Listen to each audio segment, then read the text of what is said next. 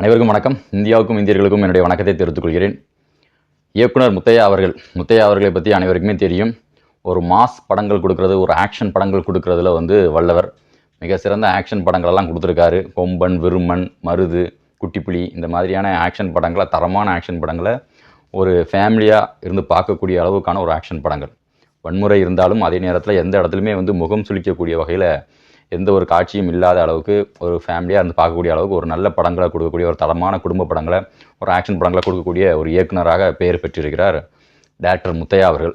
அவரும் இப்போ அருண் விஜய் அவர்களும் ஒன்று சேர்றாங்க. அருண் விஜய் அவர்களை பொறுத்த வரைக்கும் அனைவருக்குமே தெரிந்த ஒரு கதாநாயகன். அவரோட திறமையால், அதாவது அவர் எடுத்துக்கக்கூடிய முயற்சி, அவர் நடிக்கக்கூடிய படங்கள்லாம் பார்த்திங்கன்னா அவர் எடுக்கக்கூடிய மெனக்கடல், அவர் போடக்கூடிய அவரோட முயற்சிகள், அவர் எடுத்துக்கக்கூடிய அந்த ஒர்க் அவுட், இதெல்லாம் அருண் விஜய்க்கு ஒரு தனி இடம் தமிழ் சினிமாவில் ஏற்படுத்தி கொடுத்துச்சு. குறிப்பாக விக்ரம் எந்த அளவுக்கு ஒரு டேலண்டான ஒரு ஆர்டிஸ்ட், ஒரு மிக சிறந்த ஒரு கதாநாயகன், எவ்வளோ மெனக்கெடுவார் ஒவ்வொரு சீனுக்கும் ஒவ்வொரு காட்சிக்கும் அப்படிங்கிறது தெரியும்.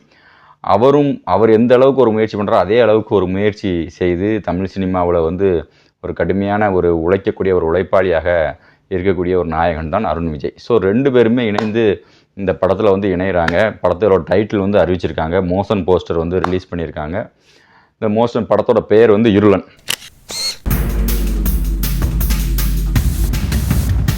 இந்த படத்தோட கதை தான் இப்போ மிகவும் சமூக வலைத்தளங்களில் அதிகமாக பேசப்படுகிறது. இருளன் பொறுத்த வரைக்கும் இந்த இருளன் படம் எப்படிப்பட்ட ஒரு கதையை கொண்ட ஒரு படமாக வருது அப்படிங்கிறது அந்த மோஷன் போஸ்டர் மூலமாக நமக்கு தெரியுது. அருண் விஜய் அவர்கள் கையில் ஒரு வேல்கம்பு வச்சுக்கிட்டு மோஷன் போஸ்டரில் கம்பீரமாக நிற்கார். அவர் நிற்கக்கூடிய அந்த கெட்டப் பார்த்திங்கன்னா அவர் ஒரு மறவர் அப்படிங்கிறத, அதுவும் குறிப்பாக சங்க காலத்தில் இருக்கக்கூடிய மறவர் அந்த தோரணையில் நிற்கார். கழுத்தில் பார்த்திங்கன்னா புலி நகம்லாம் போட்டுக்கிட்டு ஒரு சங்க காலத்தில் வாழ்ந்த மறவர்கள் எப்படி இருப்பாங்களோ, ஒரு நல்ல கொண்டை முடி அணிஞ்சி ஒரு மறவர்கள், போருக்கு போகக்கூடிய மறவர்கள், சங்க காலத்தில் இருக்கக்கூடிய மறவர்கள் எந்த அளவுக்கு இருந்திருப்பாங்களோ அந்த மாதிரியான ஒரு கம்பீரமான தோற்றத்தில் அப்படி முறுக்கு மீசையெல்லாம் வச்சுட்டு கம்பீரமாக கொற்றவை, அந்த சங்க காலத்தில் மறவர்கள் கொற்றவையை வணங்கினாங்க.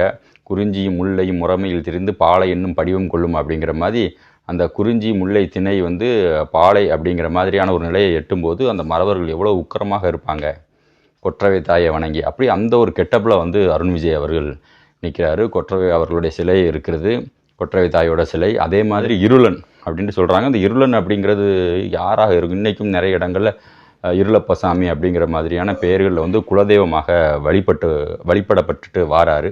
ஸோ ஒருவேளை அந்த கதையம்சத்தை அவர்களுடைய கதையை கொண்டதாக இருக்கலாம். குறிப்பாக என்னென்னா இன்றைக்கி சங்க இலக்கியங்களில் சங்க காலத்தில் போரில் இறந்த மறவர்கள் தான் இன்றைக்கி நிறைய இடங்களில் நடுக்கலாக நிற்கிறாங்க. அவர்களை தான் இன்று குலதெய்வமாக தமிழர்கள் வழிபட்டுட்டு வராங்க. சங்க காலத்தில் போர்களில் இறந்தவங்களை நடுக்கலாக வைத்து வழிபடுவாங்க அப்படிங்கிற ஒரு குறிப்பு இருக்குது. ஸோ அந்த மாதிரி மறவர்கள் போரில் இறந்த மறவர்களை தான் இன்றைக்கி தெய்வமாக, குலதெய்வமாக பலரும் வழிபட்டுட்டு வராங்க. ஸோ அப்படி ஒரு கதையம்சத்தை கொண்ட ஒரு படமாக இது இருக்கும். அது அந்த பாண்டியர்களோட கையல் சின்னத்தை அருண் விஜய் அவர்களுடைய அந்த மார்பில் பதிச்சிருக்காரு. இந்த படத்தில் பார்க்கும்போது அந்த சீனில் அப்படி இருக்குது. ஸோ இதையெல்லாம் பார்க்கும்போது இது சங்க இலக்கியங்களில் குறிப்பிடக்கூடிய அந்த பாண்டிய மறவர்கள் பற்றிய ஒரு கதையாக இருக்கும் அப்படிங்கிறது நமக்கு நல்லாவே தெரியுது. குறிப்பாக திருநெல்வேலி பகுதிகளெலாம் ஷூட்டிங் எடுத்தாங்க. சாலைகளில் அருண் விஜய் அங்கே போகிறது வர்றது இதெல்லாம் காட்சிகள் சமூக வலைத்தளங்கள் அதிகமாக அந்த சீன்லாம் வந்துச்சு. ஸோ அப்போ திருநெல்வேலியில் இன்றைக்கு இருக்கிற மறவர்கள் எப்படி இருக்காங்க, ஸோ அன்றைய சங்க காலத்தில் மறவர்கள் எப்படி இருந்தாங்க, இவர்களோட வம்சாவளி பாண்டிய மறவர்களோட வகையறா இன்றைக்கி எந்த நிலைமையில் இருக்காங்க அப்படிங்கிறதெல்லாம் சேர்த்து ஒரு கோர்வையாக ஒரு படமாக டைரக்டர் முத்தையா அவர்கள் அவரோட ஸ்டைலில் அவர் பண்ணியிருப்பார் அப்படின்னு நம்மளால் எதிர்பார்க்கப்படுகிறது.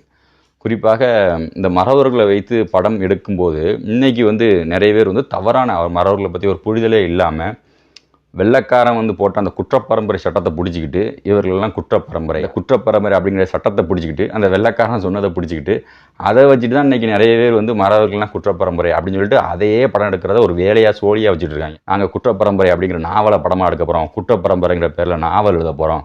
இது குற்றப்பரம்பரையா? இது ஒரு காவல் காத்த ஒரு பரம்பரை, ஒரு ஆண்ட பரம்பரை. ஸோ அப்போ அந்த வரலாறை அப்படி தான் படம் எடுக்கணும். இது குற்றப்பரம்பரையும் கிடையாது, ஜமீனும் கிடையாது, பாளையக்காரர்களும் கிடையாது. இவர்கள் பாண்டியர்கள், மூவேந்தர்களாக நின்று இந்த மண்ணையும் மக்களையும் காத்தவர்கள், காவல் காத்த சமூகம்.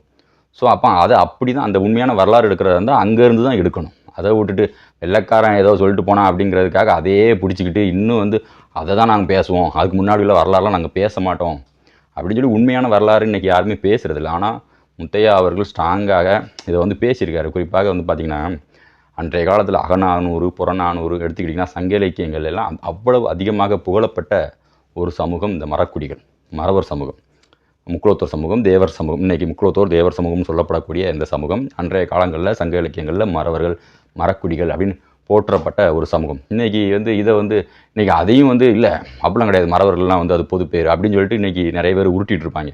ஆனால் சங்க இலக்கியங்களே மறக்குடிகள் அன்றைக்கே ஒரு குடிநிலை கொண்ட ஒரு சமூகமாக இருந்துச்சு. இலக்கியங்களே பார்த்திங்கன்னா குடிநிலை அப்படின்னு சொல்லப்பட்ட ஒரு சமூகம். அதே இவங்க எவனுமே படிக்கிற குடிநிலைனா என்னன்னு இவங்களுக்கு தெரியறதில்ல. அவ்வளவு அதிகமாக புகழப்பட்ட ஒரு சமூகம் இலக்கியங்களில். மண்தினி ஞாலத்து தொன்மையும் மரணும் கொண்டு பிறர் அறியும் குடிவர உரைத்தன்று இலக்கியங்களில் புறப்பொருள் வெண்பா மாலையில் குடிநிலை அப்படின்னு மறக்குடி, குடினா என்னது சமூகம் தானே, அந்த நிலையை எட்டிய ஒரு சமூகம். அதாவது அவ்வளவு அதிகமாக புகழப்பட்ட ஒரு சமூகம் இந்த மறவர்கள். அப்படின்னா என்ன அர்த்தம்? அது இப்படி பாட்ட சொன்னாலுமே இங்கே நிறைய பேருக்கு புரியறதில்லை. மண்தினி ஞாலத்தினா மண்ணுடைய இந்த உலகத்தில் தொன்மை மிகவும் பழமையான ஒரு சமூகம், பழமையான புகழை கொண்ட சமூகம், பிறர் அறியக்கூடிய வகையில் ஒரு புகழை கொண்ட ஒரு சமூகம் மறக்குடி அப்படிங்கிறது அந்த பாடலோட பொருள். ஸோ அப்படிப்பட்ட சமூகத்தோட வரலாறை வந்து இன்றைக்கி சினிமா துறையில் யாருமே எடுக்கிறதில்ல. அந்த வரலாறே எடுக்கிறது, அது தொடரவே கூடாது. அந்த இதை சொல்லிட்டாலே அது வந்து ஜாதி பெருமை பேசுகிறது. இது ஜாதி பெருமை பேசுகிறதா? இலக்கியங்களில் சங்க இலக்கியங்களில் இருக்கிற ஜாதி பெருமை பேசுகிறதா? அது தமிழர்களோட வரலாறு, தமிழர்களோட வீரம், இது எல்லாமே இந்த மறக்குடிகள்கிட்ட தான் இருக்குது. அப்போ அந்த வரலாறு சங்க இலக்கியங்களில் சங்க காலத்தில் மறவர்களோட வீரம் செறிந்த வரலாறு, அவ்வளவு வரலாறு வந்து சங்க இலக்கியங்களில் வந்து கொட்டி கிடக்குது. அதையெல்லாம் இன்றைக்கி படமாக எடுக்கணும்ல, அதையெல்லாம் ஒரு படமாக எடுக்கணும், இன்றைக்கி இருக்கக்கூடிய மக்கள்கிட்ட சொல்லணும், இந்த வரலாற்றை கொண்டு போய் சேர்க்கணும். அதெல்லாம் சேர்க்கறது கிடையாது. எங்கேயோ ஒருத்தன் வட மாநிலத்திலையோ இல்லை பாகுபலி அப்படிங்கிற பேரில் எடுக்கக்கூடிய படத்தை வந்து நம்ம வாய்ப்பில் வந்து பார்த்துட்ருக்கோம். அந்த வரலாறு எல்லாமே இங்கே இலக்கியங்கள்லேருந்து மறவர்களோட வீரத்தை தான் அவங்க எடுத்து வச்சுருக்காங்க. அந்த மறவர்கள் நடத்திய போரெல்லாம் எடுத்து படிச்சிங்கன்னா அவ்வளவு ரத்தம் செறிந்த வீரம் செறிந்த ஒரு வரலாறாக இருக்குது. அதையெல்லாம் திரையில் பார்க்கணும்னு இன்றைக்கி ஒவ்வொருத்தருக்கும் ஆசை இருக்குது. ஆனால் இவங்கெல்லாம் அதெல்லாம் திரையில் எடுக்கிறது கிடையாது. இவங்க எடுக்கிற படத்தெல்லாம் திரையில் பார்க்கவே முடியாது, அந்தளவுக்கு தான் இவங்க படம் எடுத்துகிட்டு வராங்க. ஸோ இதெல்லாம் இல்லாமல் முத்தையா அவர்கள் அருண் விஜய் அவர்களோட கூட்டணியில் வந்து ஒரு தரமான படத்தை வந்து கொடுக்க போகிறாங்க. அது இருளன் அப்படிங்கிற படம். கண்டிப்பாக இது மிகப்பெரிய ஒரு வெற்றி அடையும். தொடர்ந்து இந்த படத்தை பற்றி நம்ம பேசுவோம். அடுத்தடுத்து இதோட அப்டேட் வரும். கண்டிப்பாக நம்ம வந்து நம்ம மன்னன் வாய்ஸில் பதிவு பண்ணுவோம். நன்றி. மீண்டும் ஒரு காணொலி நான் உங்களை சந்திக்கிறேன். நான் சந்தன பாண்டியன். ஜெய்ஹிந்த்.